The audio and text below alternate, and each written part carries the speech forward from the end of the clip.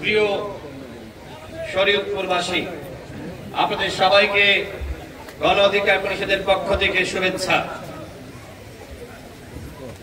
আমাদের আখতারুজ্জামান সম্রাট মাঝি আপনাদের এই এলাকার কৃতি সন্তান, ফ্যাসিবাদ বিরোধী আন্দোলনে আমাদের সাথে ঢাকার রাজপথে লড়াই সংগ্রাম করেছেন।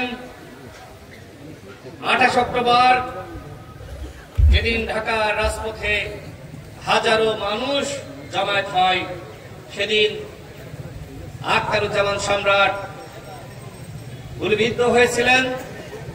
আপনাদের এই এলাকার সন্তান, বিভিন্ন সময় আমরা দেখেছি তিনি মানবিক কাজ করেছেন, মানুষকে নলকূপ, টিউবওয়েল উপহার দিয়েছে।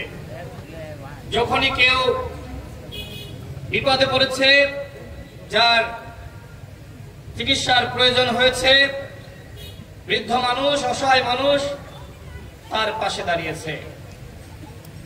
গণ অধিকার পরিষদ এভাবেই মানুষের কল্যাণে কাজ করছে।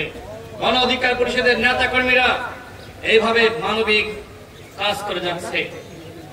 আজকে আপনাদের মাঝে গণ অধিকার পরিষদের সংগ্রামী সভাপতি, ডাকসুর ভিপি জননেতা নুরুল হক নূর উপস্থিত হয়েছেন।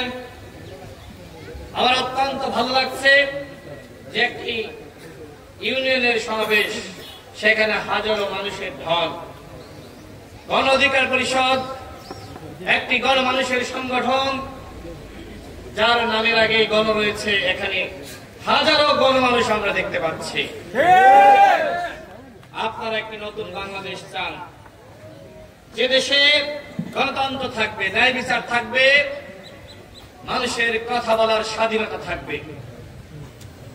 আপনারা চান উন্নয়ন, আপনারা চান সমৃদ্ধি, আপনারা চান নিরাপদ জীবন। কিন্তু শেখ হাসিনা আপনাদেরকে সেই উন্নয়ন এবং নিরাপদ জীবন দিতে পারেনি। আমি আজকে ঢাকা থেকে আসার পথে যে অভিজ্ঞতা আমার হলো, রাস্তাঘাট এতটাই বাজে অবস্থা। আমরা শুনেছিলাম শরীয়তপুর, মাদারীপুর, ফরিদপুর এইসব অঞ্চল নাকি শেখ হাসিনার উন্নয়নের ঘাঁটি, অথচ আমরা দেখলাম রাস্তাঘাট এতটাই ভাঙাচোরা, গাড়ি ঠিক মতন চলে না। উন্নয়নের নামে আওয়ামী লীগের নেতা কর্মীরা লুটপাট করেছে। বাজেট ঠিকই হয়েছে, কিন্তু সেই টাকা এসে এলাকায় পৌঁছায়নি, ঢাকা থেকেই মেরে দিয়েছে, রাস্তা করে না। আপনারা কি চান ওই আওয়ামী লীগ আবারও ফিরে আসুক? আওয়ামী লীগ যে অন্যায় করেছে, নিপীড়ন করেছে, গণহত্যা চালিয়েছে, 2000 ছাত্র জনতা রাজনৈতিক কর্মী শহীদ হয়েছে, 30,000 আহত যোদ্ধা। আমরা শুনেছি যখন ঢাকা বিশ্ববিদ্যালয়ে পড়াশোনা করেছি, যখন জাতীয় পর্যায়ে রাজনীতি করেছি, আমরা শুনেছি এই শরীয়তপুর নাকি আওয়ামী লীগের ঘাঁটি। আমরা শুনেছি যে শরীয়তপুর নাকি আওয়ামী লীগের ঘাঁটি। তো ভালো কথা, তাহলে এই অঞ্চলের উন্নয়ন কেন হয়নি? বন্ধুগণ, আওয়ামী লীগ উন্নয়ন বলতে শুধু ওর দলের নেতা কর্মীদের উন্নয়নকে বোঝে। আওয়ামী লীগ উন্নয়ন বলতে শুধুমাত্র ওর দলের নেতা কর্মীরা চাঁদাবাজি করে, লুটপাট করে বড় বড় বিল্ডিং করবে, সেটিকেই বোঝে। আওয়ামী লীগের তৃণমূলের নেতা কর্মীদের উদ্দেশ্যে বলতে চাই, শুনে বিভ্রান্ত হয়ে আবারও শেখ হাসিনা ফিরে আসবে, শেখ হাসিনা আসবে, বাংলাদেশ হাসবে, যে স্লোগান দিচ্ছে, এই ফাঁদে আদেন, তাহলে আপনারা ক্ষতিগ্রস্ত হবেন।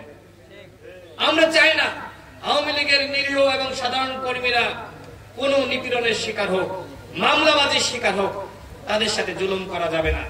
কিন্তু আওয়ামী লীগের যারা চাঁদাবাজি করেছে, লুটপাট করেছে, গুম করেছে, খুন করেছে, যারা গণহত্যা চালিয়েছে, যারা এদেশের মানুষের উপর জুলুম করেছে, ওদেরকে কোনো ক্ষমা করা যাবে না।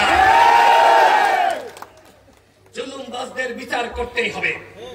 যারা অন্যায় করেছে, যদি ন্যায় বিচার প্রতিষ্ঠা করতে চান, প্রত্যেকটা অন্যায়ের বিচার করতে হবে। আওয়ামী লীগ একটি আলেম বিদ্বেষী দল। হেফাজতের উপরে শাপলা চত্বরে কিভাবে মাদ্রাসার শিক্ষার্থীদের উপরে আওয়ামী লীগ গুলি চালিয়েছিল, হত্যা করেছে, আপনারা কি সেই ইতিহাস ভুলে গিয়েছেন?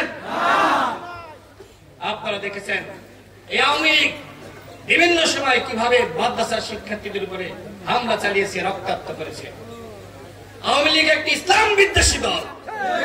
ওরা যদি আবারও ফিরে আসে, তাহলে দেশের সব থেকে বেশি ক্ষতি হবে ইসলামের। সুতরাং এই দলকে আর ফিরে আসার সুযোগ দেওয়া যাবে না। বন্ধুগণ, আপনারা শরীয়তপুরের মানুষ, আপনারা এখানে আওয়ামী লীগের বিরুদ্ধে প্রতিরোধ, লড়াই, সংগ্রাম গড়ে তুলেছিলেন, আওয়ামী লীগের বিদায় ঘটিয়েছেন। শেখ হাসিনা এখন দিল্লিতে বসে ষড়যন্ত্র করছে। বাংলাদেশে যদি কেউ ওই ষড়যন্ত্রের ফাঁদে পা দেয়, তাহলে তার অবস্থাও শেখ হাসিনার মতন হবে।